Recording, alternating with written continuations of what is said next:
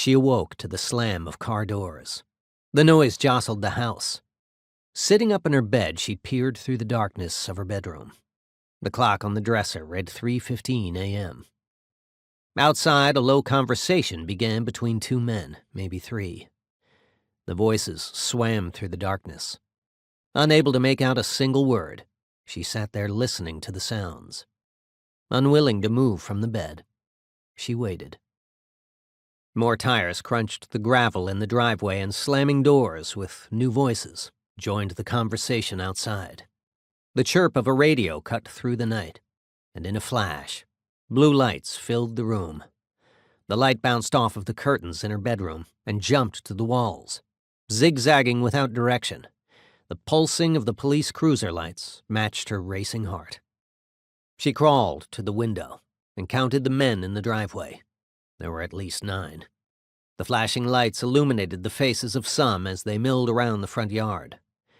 Most wore blue or black police uniforms.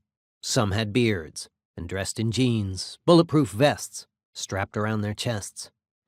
Then she heard the sound of a fist. Bang, bang, bang, on the front door of the house. "Open up, it's the police," a voice called. The doorbell rang, and she heard her mother's footsteps in the hallway. The fist banged on the front door twice more. "Lee, we are coming through this door if you don't open up," the voice yelled again. The banging continued downstairs, and the group of men in the yard left her line of sight. From the window, she could not see the front porch of the house. A man stood in front of the garage door directly below her room. He held what looked like a black shotgun in his hands. A silver SUV with law enforcement insignia on the side blocked the driveway behind him. He stood there, coiled, waiting for movement. She wondered if men with weapons were waiting in the backyard, too. Pulling her socks up tight, she slipped off the end of the bed. She slid her feet along the hardwood floor and down the hallway to her parents' room. This was her house, and she knew how to move about without making any noise. 2 large windows in her parents' room overlooked the backyard. The drapes drawn, she pulled them aside for a look. On the patio bricks stood 2 more men, both in police uniforms.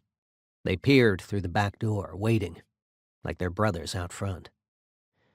The front door unlocked downstairs with a clank, and the alarm system dinged twice, signaling an exterior door just opened in the house. She heard her mother's voice, calm and collected. "He isn't here." "Ma'am, we have a warrant, and we are going to perform a sweep of the home to confirm that is in fact the case," a man's voice replied. "We are coming in, and we'll need you to step outside." "My daughter's here with me. Can I have her come outside with you while we search the house?" he replied, cutting her off.